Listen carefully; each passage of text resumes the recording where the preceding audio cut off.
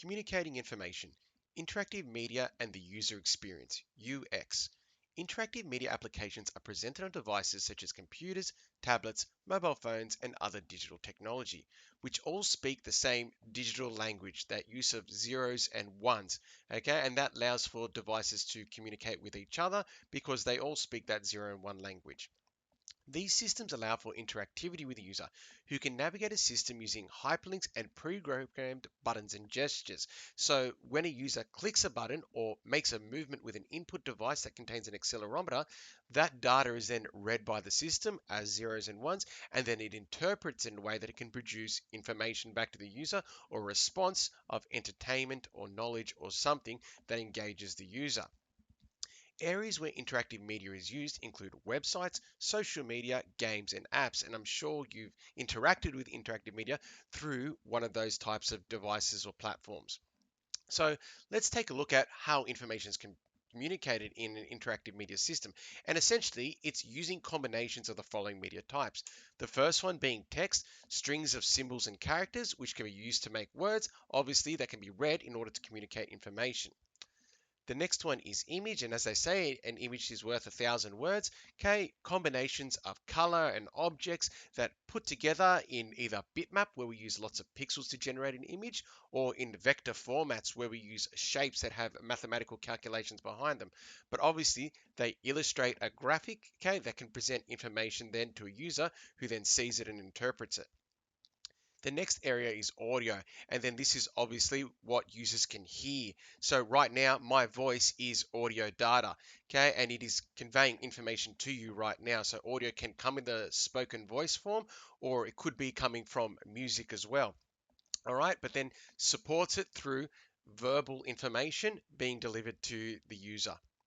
The next area is that of animation, and here we have essentially drawn pictures that can move, which is done through having a series of pictures strung together and then playing them sequentially in order to make that feeling of movement from the image. So it's a series of images put together in an order that gives the feeling of movement, and then software these days can actually tween images where we only need a starting image and an ending image, okay, for a graphic, and it puts the in-between movement between them.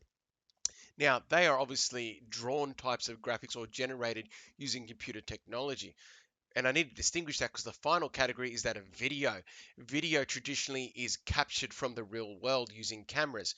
And then that video can be edited into a proper published format.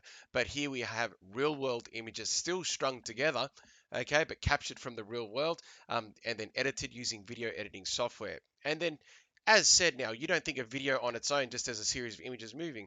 You think of video having an audio overlay so we can hear what people are saying in the video. And that's what we're trying to illustrate here with interactive media. These media elements are not really used on their own in interactive media. They're used in combination with each other to make full-blown interactive media applications. And that's where they become interesting. Now, that leads us to our next part of this actual video is that of the user experience. Okay, a program's user experience, its UX, is related to how users feel when interacting with interactive media system.